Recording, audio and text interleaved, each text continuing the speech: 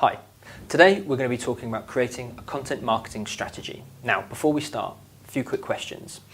Are you creating content? Do you have a strategy? Is it working?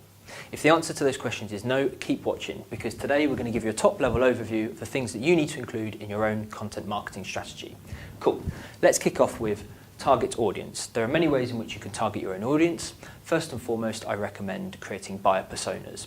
Now, you can create a number of personas based on various stages of the buying cycle, as well as various needs of your buyers. Don't look to create too many personas. I would stick to a standard number of between 5 and 10 because you don't want to overcomplicate things at this stage. Another way in which you want to create or find out information about your target audience is to pull off data in Google Analytics, and you can pull off an audience report in there. This gives you key demographic data based on things such as location, age, gender, personal interests. Once you've painted up a really good picture of who you're targeting, you can then create your own goals and objectives for your content marketing campaign. Now, every business will have their own business plan, and then drilled down from that, they'll have their own marketing plan and marketing goals, and then drilled down from that, you'll have your content marketing plan and content marketing goals. It's key to remember that each piece of content that you create has to have its own goal and objective. Now, a goal could be something like driving referral traffic, organic traffic, social shares, engagement, conversions, leads, sales, and so on and so forth. However, it's all well and good saying, I want to create a piece of content that's going to deliver lots of traffic. The way in which you can achieve this is by setting objectives.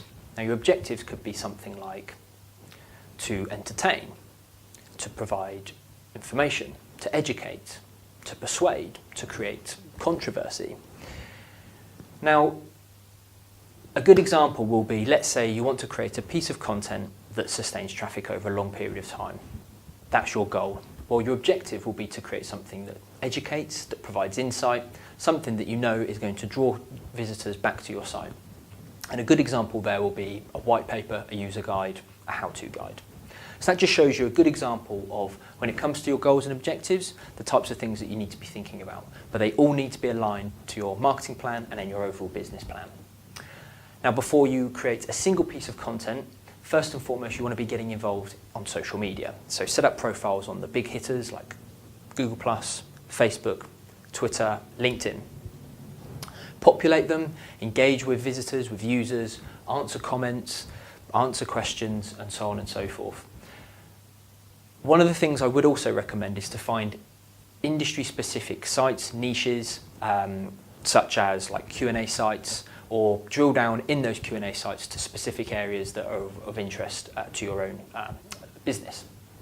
And again, populate that, engage with visitors, engage with users. One of the key things that you want to be getting out of this process is to build up your own community of followers, but also to start engaging with key influencers in those communities. And this will help massively when it comes to the promotional aspects of your strategy. So, you know who you're targeting, you've got your goals and objectives, you're active on social, now it's time to start establishing those content ideas.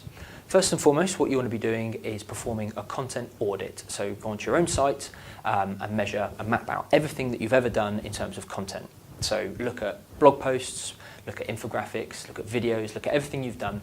In a spreadsheet, you want to have some various columns, have content type, have content title, the number of page views, the number of social shares, the number of comments, again, and it all goes back and ties back into your goals and objectives. Any idea that you come up with, always map it against your content audit and have a look at what's worked and what hasn't worked. Secondly, after your content audit, you want to be doing a competitor analysis.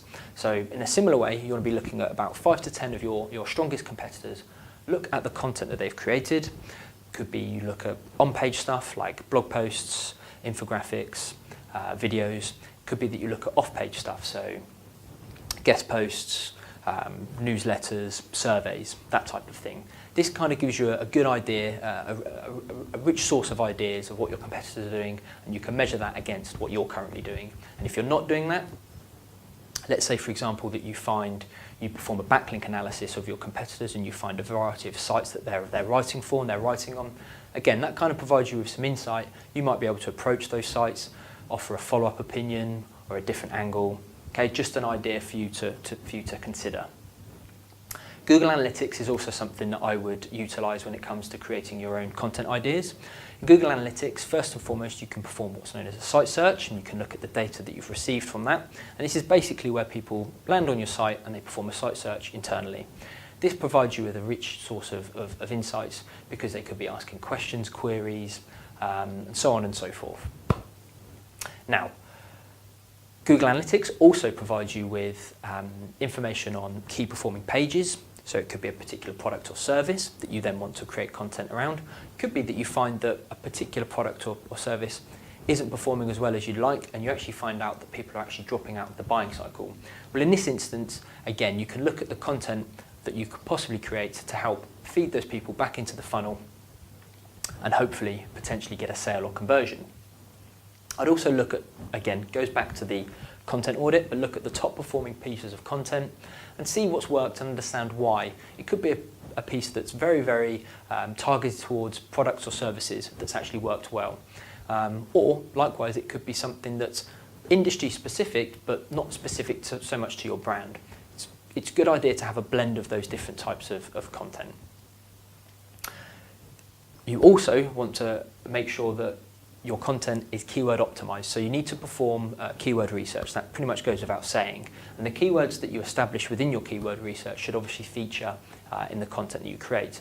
This itself gives you a good idea of content ideas, but also utilize something like Google Trends, where you're able to look at trending topics, not just those core keywords. And this is really useful when it comes to creating more long tail content.